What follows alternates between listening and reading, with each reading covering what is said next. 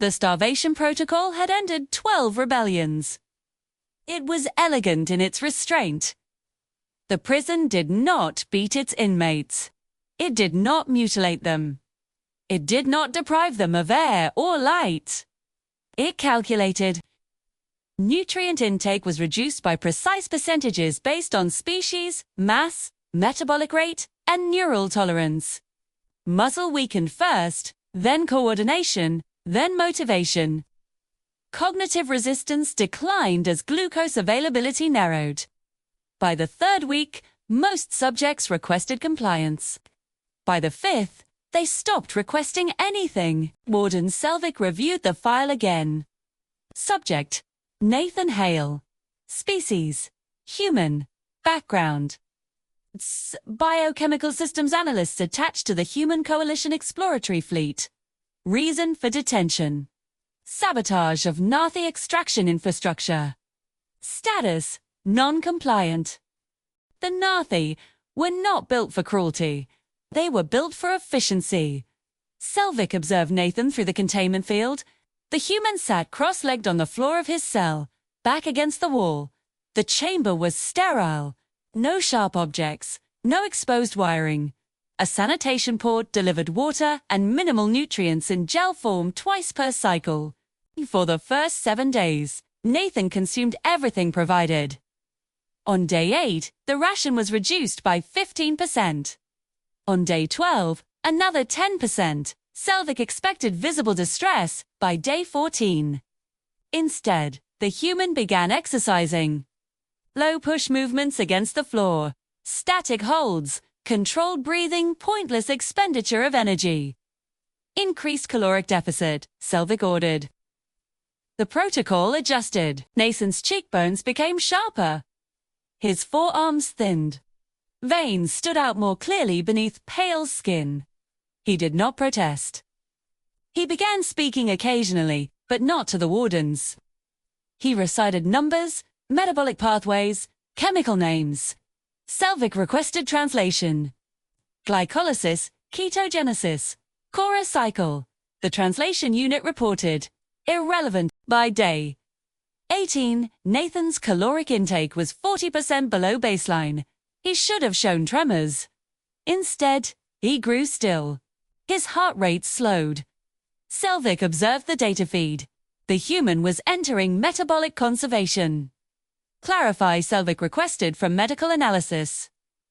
The response came quickly. Subject shifting primary energy source from glycogen to adipose tissue. Elevated ketone production. Adaptive starvation response. Selvig processed this. The protocol assumed linear degradation. The human had switched fuel sources. On day 23, the sanitation port registered irregular waste composition, elevated ammonia. Unusual nitrogen ratios. Protein breakdown increasing. The medical unit replied. Subject entering advanced catabolic state. Good. The body consuming itself. Muscular failure should begin within 3 cycles. Nathan's posture changed. He began drinking water in larger quantities. He pressed his palm against the sanitation port after each delivery, holding it there. Weakness. Yet his eyes remained focused. Day 27. The sanitation filter alarm triggered 4 volatile compounds. Source waste processing chamber. Trace concentrations of ammonia exceeding projected metabolic output. Impossible. Starvation reduced metabolic complexity. It did not increase it. Selvig reviewed the footage. Nathan was inducing emesis voluntarily, vomiting into the waste channel. Why would he accelerate nutrient loss? Vomiting alters gastric pH, increases nitrogen excretion. Medical analysis responded. Possible electrolyte manipulation. Manipulation. With what tools? There were none. Day 32. The sanitation alarm triggered again. This time, not just ammonia. Trace levels of hydrogen sulfide. Selvig felt a ripple through his neural plates. Hydrogen sulfide was toxic. Investigate, Selvig ordered. The analysis displayed high protein catabolism and altered gut microbiota activity. The human starvation state was shifting intestinal bacteria towards self-reducing strains. Selvig froze. He pulled up the human's file again. Biochemical systems analyst. Nathan hadn't been reciting random terminology. He had been calculating his own internal pathways. Starvation increased protein breakdown, which increased amino acids in the gut. Certain bacteria converted sulfur-containing amino acids into hydrogen sulfide. What if that gas were allowed to accumulate? The prison assumed prisoners weakened uniformly. It did not assume they would direct their own microbiome. Day 35. Nathan began eating the nutrient gel again. He was reintroducing substrate. Hydrogen sulfide levels spiked in the waste channel. Still below lethal, but rising. Nathan began performing deep breathing exercises near the sanitation port, exhaling slowly into the narrow gap. Selvig understood. The human was concentrating gas output toward a single location. Hydrogen sulfide was heavier than air. It would accumulate in the recycling chamber beneath the cell block. Day 38. The first system fault. Waste recycling efficiency dropped by 7%. Sulfur precipitate buildup detected along filtration membranes. Selvig initiated a purge sequence. The purge required a temporary shutdown of one atmospheric intake channel for 30 seconds. Nathan's head turned slightly. He inhaled deeply, then exhaled toward the port. The human was timing the purge. Day 44. The sanitation alarm failed to reset after a purge. Hydrogen sulfide concentration in the recycling chamber exceeded the safe operating threshold. Automated safety protocols initiated containment. Bulkhead seals closed between lower systems and upper corridors. The prison had sealed itself.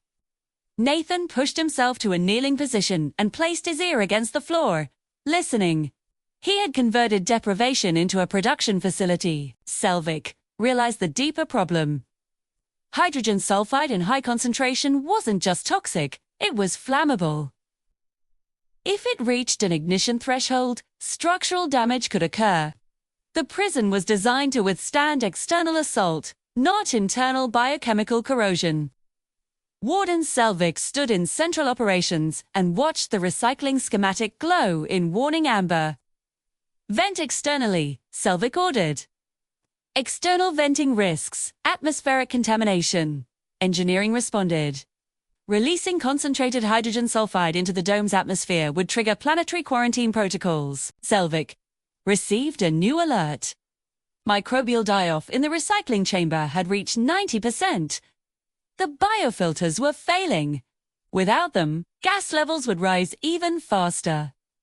A maintenance drone descended into the chamber. Its feed showed blackened, corroded membranes. Within seconds, its external sensors overloaded. Circuitry sparked. The feed cut to static.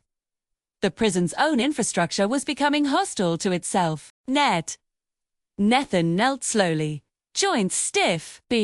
Placed his mouth near the lower grate and exhaled deeply. He had estimated that once microbial neutralization failed, the system would attempt an aggressive purge, requiring a longer shutdown of atmospheric intake. That was the window. The purge sequence initiated, extended from 30 seconds to 60. In the recycling chamber, gas concentration spiked beyond safe containment. An emergency protocol triggered, opening a secondary vent line to prevent rupture. It led upward through a service shaft towards central filtration. Sensors along the shaft began to fail, one by one. The prison's automated response had created a new path. Selvig understood too late. The human had not intended to ignite the gas. He had intended to force the prison to move it. Hydrogen sulfide reached the central filtration units. Their catalysts overheated. Thermal alarms triggered. Isolate central filtration, Selvig commanded. This required sealing 3 cell blocks, including Nathan's. A cascade failure followed. One converter ignited internally, warping structural supports. The secondary vent line ruptured. Gas vented rapidly into the sealed lower corridor. Selvig's monitors showed wardens and lower sectors collapsing. Inside his cell, Nathan felt the air grow heavy. He held his breath. He forced his finger into the narrow gap of the sanitation port. He had loosened one internal screw through weeks of subtle, repeated pressure, aided by the corrosive gas. He pulled. The grate shifted. Airflow reversed momentarily during an overpressure purge. Nathan inhaled once, then pulled the grate free. Beyond it lay the narrow waste conduit. He exhaled fully and slid headfirst into the opening.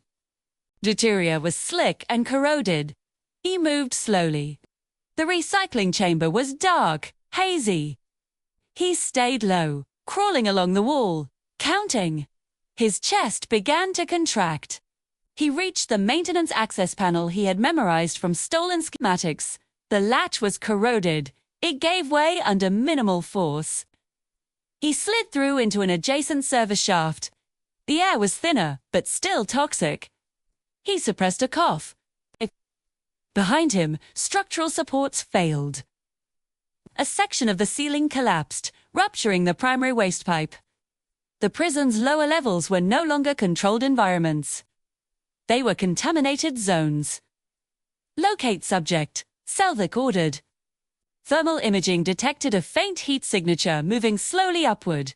Nathan climbed one rung at a time, his arms trembling violently. He reached the upper service hatch and pushed. It opened into an auxiliary corridor. Footsteps approached. Two Nathi wardens in sealed suits rounded the corner. Nathan did not resist. He rolled onto his back and raised his empty hands. When Selvig arrived, he looked down at the emaciated human. "You have destroyed 12 cycles of infrastructure." Nathan's voice was thin but steady. "You starved me." "It was protocol." Nathan gave a small nod. "Biology is protocol, too." Selvig steadied him. The prison's lower half was offline. Repair would require planetary support. Starvation had produced neither compliance nor resistance. It had produced understanding.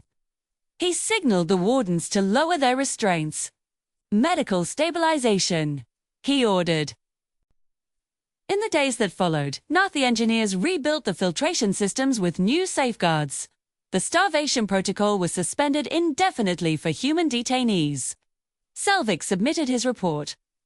Conclusion: human metabolic flexibility exceeds containment assumptions. Addendum: deprivation may increase, rather than decrease, threat potential in species with advanced biochemical literacy. Meth. Hale was transferred to diplomatic custody. He left the prison thinner than when he entered, but he walked out. The wardens had believed hunger would empty him. Instead, it had given him raw materials. He had turned weakness into chemistry, and chemistry into leverage. The prison had fallen not to strength, but to understanding.